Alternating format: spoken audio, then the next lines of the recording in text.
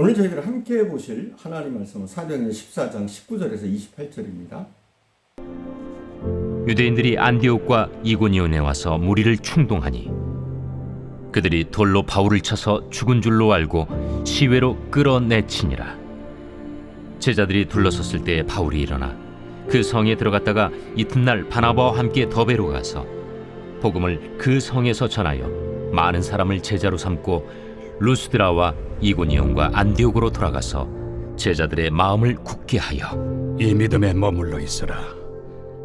우리가 하나님의 나라에 들어가려면 많은 환난을 겪어야 할 것이라. 각 교회에서 장로들을 택하여 금식 기도하며 그들이 믿는 주께 그들을 위탁하고 비시디아 가운데로 지나서 밤빌리아에 이르러 말씀을 버가에서 전하고 아달리아로 내려가서 거기서 배 타고 안디옥에 이르니 이곳은 두 사도가 이룬 그 일을 위하여 전에 하나님의 은혜에 부탁하던 곳이라. 그들이 이르러 교회를 모아 하나님이 함께 행하신 모든 일과 이방인들에게 믿음의 문을 여신 것을 보고하고 제자들과 함께 오래 있으니라. 우리는 오늘 읽은 말씀에서 그렇게도 간사하고 변덕스러운 인간의 모습을 볼 수 있습니다.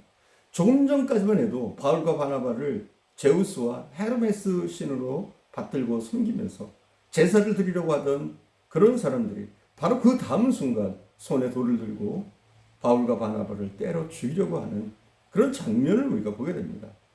어제까지 호산나 찬송을 부르던 사람들이 오늘은 십자가에 못 박으라고 주먹을 움켜쥐고 고함을 질러대는 그 장면을 우리는 이미 주님의 십자가 사건을 통해서 잘 알고 있습니다.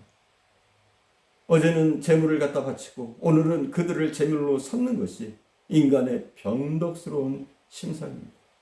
이런 벼락이 쉬운 인심을 선동해서 악한 무리들이 악한 목적을 달성하는 것을 봅니다. 오늘 말씀에 보면 저들은 안디옥과 이고니온에서 왔다 이렇게 되어 있습니다. 적어도 안디옥은 바울이 있었던 루스드라로부터 150km 이상 떨어진 곳입니다. 그 당시는 지금처럼 대중교통수단이 발달했거나 비행기나 자가용이나 자동차가 많았던 그런 시대가 아니었습니다. 우리는 이것을 기억해야 할 필요가 있습니다. 저들은 바울이 복음을 전하는 것을 막고 저들의 악한 목적을 달성하기 위해서 이 머나먼 길을 추격해 온 것입니다. 우리는 오늘 말씀에서 악이 얼마나 끈질기게 물고 늘어지는지를 발견할 수 있습니다. 그렇다면 악이 악한 목적을 위해서도 이렇게 끈질기게 물고 늘어지는데 우리 그리스도인들이 선한 목적을 위해서 저들보다 더 끈질기게 달려가야 하지 않겠습니까? 사랑하는 여러분, 분명히 기억하십시오. 사탄은 우리가 하늘나라에 들어가는 그 순간까지 우는 사자처럼 우리를 추격할 것입니다. 사탄은 한때 자기의 소유였던 우리를 절대로 포기하지 않으려고 할 것입니다. 그 유명한 철로 역정을 쓴 존 버년의 말을 빌리면 그는 이렇게 말하고 있습니다. 나는 천국으로 들어가는 바로 그 문턱 밑에 지옥으로 떨어지는 구덩이가 있는 것을 보았다. 이렇게 말할 정도로 사탄은 천국 입구까지 지옥으로 떨어지는 함정을 만들어 놓고 먹이를 기다리는 거미처럼 우리를 노리고 추격하고 있음을 기억해야 합니다. 그러나 절대로 두려워할 필요는 없습니다. 사탄이 우리를 아무리 추격해도 사탄은 결코 우리를 무너뜨릴 수가 없습니다. 왜냐하면 전능하신 하나님이 구름기둥과 불기둥으로 우리를 보호하시고 낮에 해가 상하지 못하도록 밤에 달이 해치지 못하도록 돌보시고 있기 때문입니다. 오늘 본문에 보면 바울을 돌로 때려서 죽게 했습니다. 오늘 본문을 보면 유대인들은 백성들을 선동해서 바울을 돌로 때려 죽이게 한 것을 우리가 볼 수가 있습니다. 19절 봉독하겠습니다. 14장 19절 말씀입니다. 유대인들이 안디옥과 이고니온에서 와서 무리를 충동하니 그들이 돌로 바울을 쳐서 죽은 줄로 알고 시외로 끌어내치니라. 아마도 루스드라 사람들은 바울과 바나바를 신으로 알고 흥분했었는데 막상 알고 보니 그들도 자신들과 똑같은 인간이라는 사실을 깨닫게 되었고 그 결과 바울과 바나바에 대해서 크게 실망하고 허전함과 허탈감에 사로잡혔을지도 모릅니다. 그런데 악한 무리들은 바로 그것을 이용합니다. 그것을 이용해서 백성들을 선동한 것입니다. 잘못된 기대와 흥분이 실망으로 바뀔 때 그것은 배신감과 증오로 나타날 수 있는 겁니다. 비단 루스라의 경우만이 아닙니다. 사탄은 그리스도인의 심령에 있는 공백을 노립니다. 허점을 노립니다. 약점을 노리는 겁니다. 그리고 그것을 이용해서 사정없이 공격합니다. 그리고 우리로 하여금 분노케 하고 증오를 일으키게 하고 신앙생활에 실패를 하도록 만드는 것입니다. 사탄은 가끔 우리에게 이렇게 묻죠. 하나님이 너를 사랑한다는 것이 사실이냐? 하나님이 계셔? 내가 하나님의 자녀라고? 웃기지 마. 꼭 그렇게 신앙생활 해야 돼? 너무하는 거 아니야? 형편도 어려운데? 시간도 없는데? 이렇게 우리를 넘어뜨리려고 갖은 흉계를 다 부립니다. 그러므로 성경은 말합니다. 근신하라, 깨어있어라 말합니다. 우리에게 계속적으로 권면하는 것을 주의 깊게 들어야 됩니다. 우리는 깨어있어야 됩니다. 우리는 우리의 영적 생활에 공백이 생기지 않도록 해야 됩니다. 기도해야 되겠고요. 때로는 우리는 말씀을 봐야 되겠고, 말씀을 묵상해야 되겠고, 때로는 묵상 기도로, 때로는 부르짖는 기도로 하나님 앞에 나가야 됩니다. 우리의 기도의 공백이 생기지 않도록 해야 됩니다. 말씀의 공백이 생기지 않도록 해야 됩니다. 그래서 우리의 세포 하나하나가 말씀과 기도로 가득 차야 합니다. 성경은 그것을 성령 충만한 삶이라고 부릅니다. 주님께 압도된 삶, 말씀과 함께하는 삶, 사탄이 도저히 허점을 발견할 수 없는 성령 충만한 삶을 마음껏 누리며 살아가는 우리 헤아림교 성도들 되시기를 축원드립니다. 제가 앞에서도 말씀드렸지만 바울은 돌에 맞아 죽었습니다. 우리 이렇게 보는 것이 맞습니다. 오늘 본문에 보면 현상적으로 바울은 돌에 맞아 죽은 인간같이 쓰러졌습니다. 저들은 바울이 죽은 줄 알고 성 밖에 끌어다가 버렸다고 말씀하고 있습니다. 우리는 의학적으로 바울이 완전히 죽은 것이 아니라 정신을 잃었다가 살아난 것이라고 그렇게 생각할 수도 있을 것입니다. 19절 끝에 악한 무리들이 바울이 죽은 줄 알고 갖다 버렸다. 분명합니다. 죽었다는 것을 그들은 확신하고 갖다 버린 겁니다.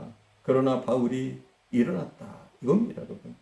바울이 일어났다 할 때 일어났다 여기에 사용된 헬라어 말은 죽은 자가 부활할 때 사용되는 말입니다. 죽은 자가 죽은 가운데서 부활할 때 사용하는 언어를 사용했다는 겁니다. 그래서 바울은 완전히 숨이 끊어졌었다고 보는 것이 옳습니다. 바울은 돌에 맞아 죽었습니다. 바울의 죽음 때문에 신실한 성도들이 슬픔을 느끼고 믿음이 약한 성도들은 두려움을 느끼게 되고 방황하게 되는 겁니다. 지도자를 잃음으로써 막 태어난 이방교회가 뿌리로부터 흔들리고 계속되어야 될 복음 전파가 일시나마 중단될 것을 보신 하나님께서 응급수단으로 바울을 죽음 가운데서 부활시키신 것입니다. 우리 하나님에게는 불가능한 것이 전혀 없습니다. 기적이 하나님에게는 불가능한 것이 없습니다. 방금 돌에 맞아 죽은 것 같이 되었던 바울이었습니다. 그런데 그 다음 날로부터 아무 일 없었던 건강한 사람처럼 250리나 떨어진 더베라는 곳으로 복음을 전하러 갑니다. 중상을 입은 사람입니다. 치료를 받아도 몇 달을 받아야 하지 않겠습니까? 근데 하나님의 능력은 놀랍습니다. 어제 죽었던 사람이 일어나서 다음날 복음을 전하는 이 놀라운 일들을 우리는 기억해야 됩니다. 이 얼마나 놀라운 일입니까? 21절을 봉독합니다. 복음을 그 성에서 전하여 많은 사람을 제자로 삼고 루스드라와 이고니온과 안디옥으로 돌아가서 사도행전의 기록들은 하나님의 능력 플러스 사도들의 죽음을 넘어선 용기입니다. 21절 하반절은 루스드라와 이고니온과 안디옥으로 돌아가서 기록하고 있습니다. 그냥 읽으면 우리는 아무 생각 없이 읽으면 아무 내용도 아닙니다. 그러나 그 속에 들어가 있는 의미를 한번 생각해 보시기 바랍니다. 루스드라는 바울이 돌에 맞아 죽었던 곳입니다. 안디옥과 이고니온은 바울을 돌로 때려 죽이려고 했던 악한 무리들이 루스드라까지 몰려왔던 곳입니다. 끔찍한 곳 아닙니까? 기억하기 싫은 곳 아닙니까? 어떻게 그런데 또다시 그리로 돌아갈 수가 있겠습니까? 그곳은 생각만 해도 두렵고 끔찍한 곳입니다. 그러나 그들은 그 일로 담대하게 걸어갔습니다. 그곳이 죽음의 곳이라도 낭떠러지라고 해도 마치 찬양 같죠? 험한 산도 나는 괜찮소, 바다 끝이라도 난 괜찮소, 죽어가는 저들을 위해 나를 버리길 바라오. 그런 심정이 아니었을까요? 죽음이 기다린다고 해도, 그 어떤 핍박이 기다린다고 해도 저들은 용기 있게 걸어갔습니다. 주경학자 클라크는 이 당시 산돌의 행동을 이렇게 추적하고 있습니다. 보라, 이들 그리스도인의 용기를. 그들은 생명을 귀한 것으로 여기지 아니하고 그토록 가혹한 박해를 받았으며, 또 그들 중 하나가 분명히 돌에 맞아 죽게 되었던 바로 그것들로 주님의 일을 하기 위해서 다시 돌아갔던 것이다. 이렇게 표현하고 있습니다. 주님께서 성령으로 우리에게도 이와 같은 용기를 주시기를 간절히 바랍니다. 기도하겠습니다. 사랑하는 주님, 죽음을 두려워하지 않고 복음을 증거했던 바울과 바나바를 우리가 목도하게 됩니다. 하나님, 하나님의 놀라운 은혜로 우리들을 만져주셔서 우리도 바울과 바나바처럼 담대하게 주의 복음을 증거하게 하시며, 그 어떤 고난과 핍박도 주를 위해서라면 오히려 기쁘게 받아들이며 당당하게 그 고난의 현장을 향해서, 그 죽음의 현장을 향해서 달려갈 수 있는 저희를 되어줄 수 있도록 은혜를 내려주옵소서. 오늘도 함께 하신 주님께 감사드리며 우리 구주 예수님의 이름으로 기도드립니다.